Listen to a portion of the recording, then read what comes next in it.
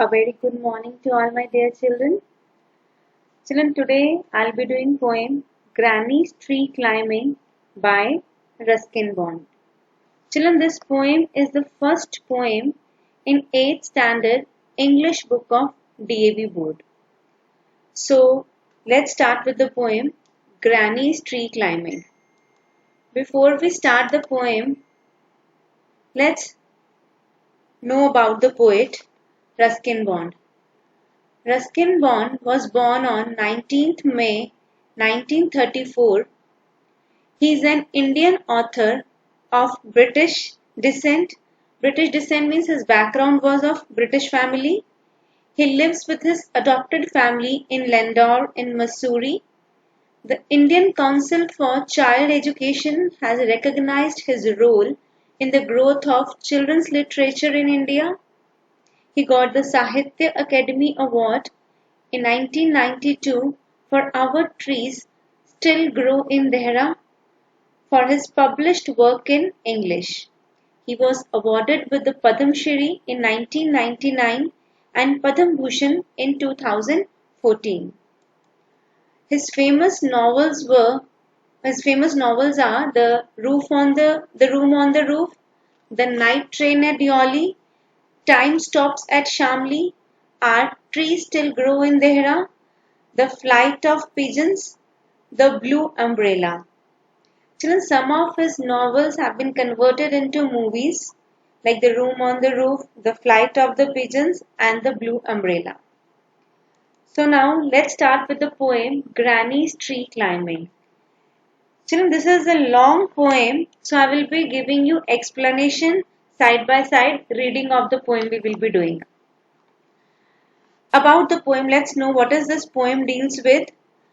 This Granny's Tree Climbing is a humorous poem about the poet's childish as well as childlike grandmother who refused to act in the traditional graceful manner a grown-up woman is supposed to behave.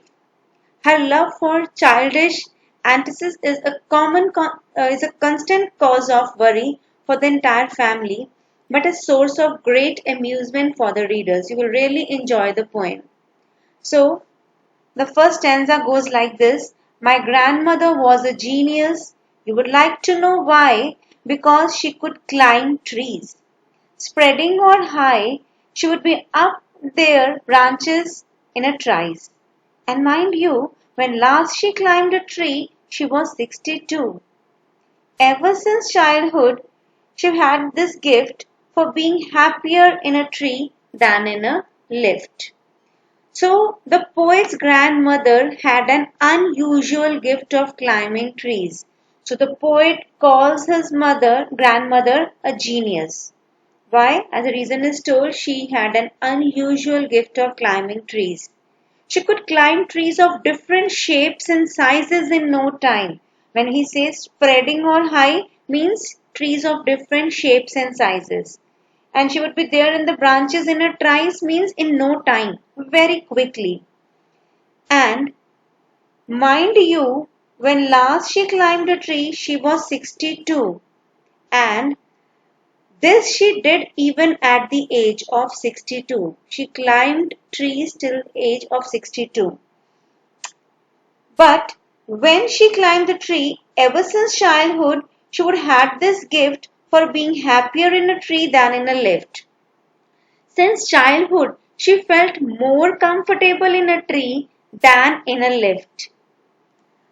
Her family members, now on the next page, that climbing trees should stop when one grew old and that growing old should be gone about gracefully. She would laugh and say, well, I would grow old disgracefully. The grandmother was told, rather the family members were disapproved of this habit and they told her that she should stop climbing the trees and she should grow old gracefully. And grandmother used to laugh off at the suggestion of the family, saying that she didn't mind growing old disgracefully. And then next she says, I can do it better and we had to agree. Family says we had to agree For in all the garden there wasn't a tree she had not been up at one time or another. Children, she had learned the art of tree climbing at the age of 6 from her brother.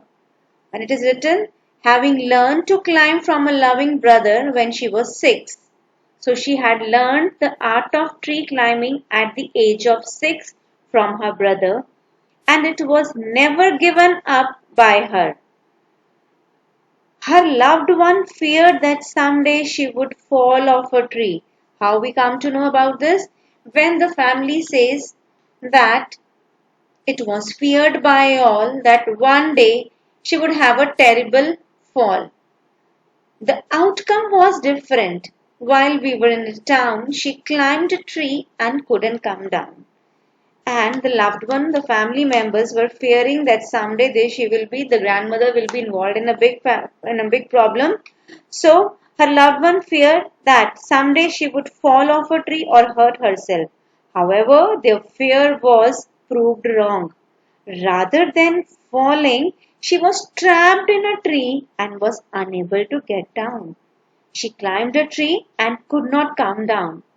After the rescue, the doctor took Granny's temperature and said, I strongly recommend a quiet week in bed. So somehow Granny was taken down the tree.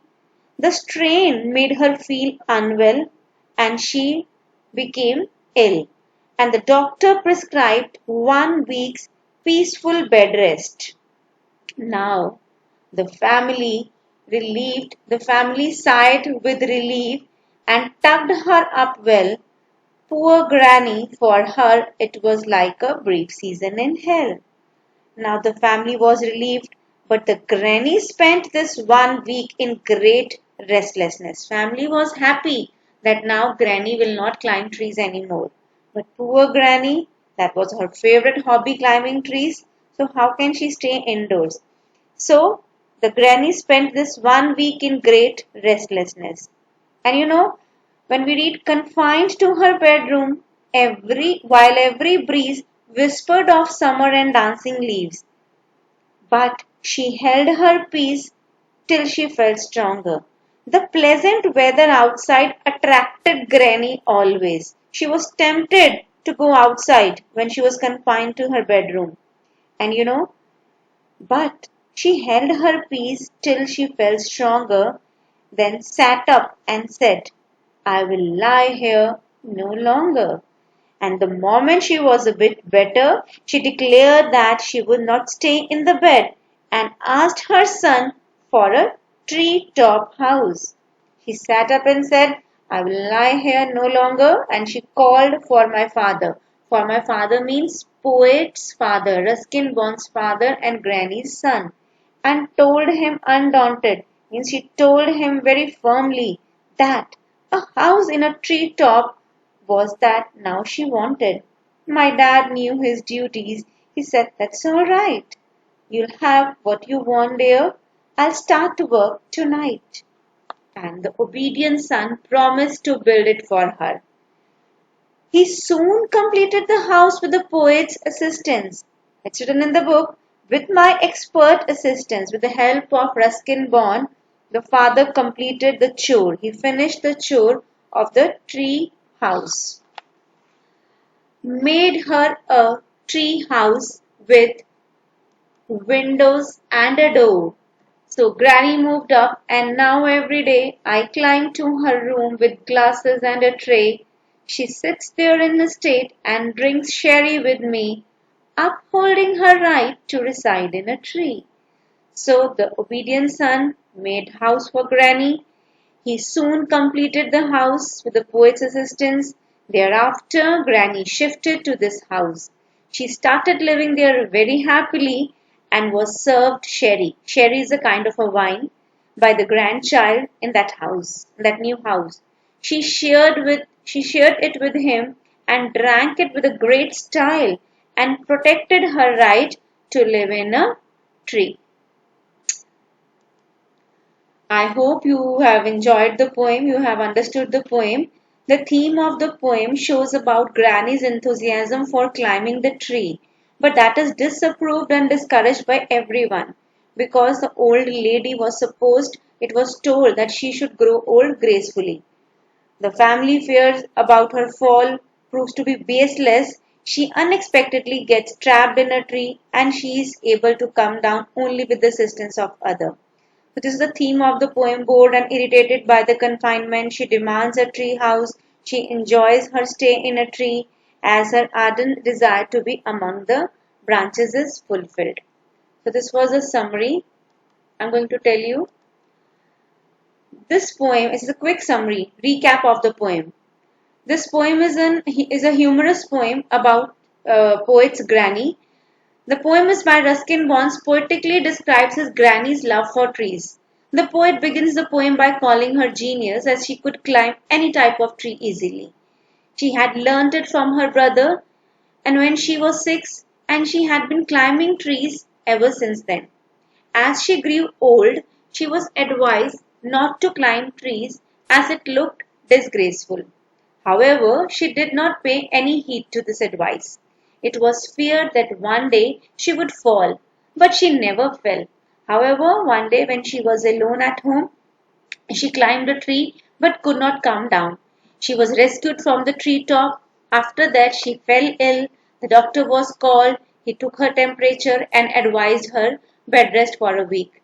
Everyone felt relieved as this would curb Granny's tree climbing.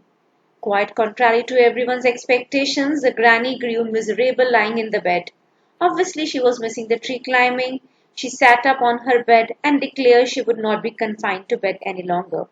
She called the poet's father and instructed him to have a house built for her in treetop. The dutiful dad, with his granny's wish, with the poet's help, he built a beautiful treetop house for Granny. The granny was shifted to the treetop house. The poet took her meals up the treetop house. She had a wonderful time living in the treetop house. So this is the quick summary of the poem. So this was the summary. Children, let's know about the literary devices that are the poetic devices used by the poet in the poem. The first literary device used by the poet is personification. Now what is this personification? Personification is a figure of speech in which a thing, an idea or an animal is given human attributes. Human attributes are human qualities, right? So, example, the non-human objects are portrayed in such a way that we feel they have the ability to act like human beings. For example, what is the example of personification? When we say the sky weeps. So, does the sky actually weep? No. We are giving the sky the ability to cry, which is a human quality. Thus, we can say that the sky has been personified in the given sentence. And what is the example of personification from the poem? While every breeze whispered of summer and dancing leaves. Here in this sentence, breeze and leaves have been treated as animate objects, means living objects. That is why breeze has been shown whispering and leaves are dancing like human beings. Right? Now the next poetic device from the poem is simile. In a simile, a comparison is made between two distinctly different things that is shown by the word like or as. A simile is a figure of speech that makes a comparison showing similarities between two different things with the help of words like or as. Therefore, it is called direct comparison. Example from the poem is like a brief season in hell. In this line, children, Granny sitting up in the bed has been compared to a brief stay in hell. So both are unbearable, unwanted and full of torture. So the next poetic device is alliteration. What is alliteration now? Alliteration is the repetition of consonant sounds in a sequence of words. It is a repetition of usually initial consonant sounds in two or more neighboring words of syllables. For example, from the poem is growing old should be gone about gracefully. Here G sounds occur repeatedly. Growing, gone gracefully. Next sentence, she sits there in state and drinks sherry with me. Here S sound, sits, state. And even sh sound is sh. She's sh. Then sherry, sh sound. Right? Now, the next comes the rhyme scheme. What is the rhyme scheme? Rhyme scheme in literature is a pattern of the sound of the poet, sound the poet uses at the end of each line to create a musical effect.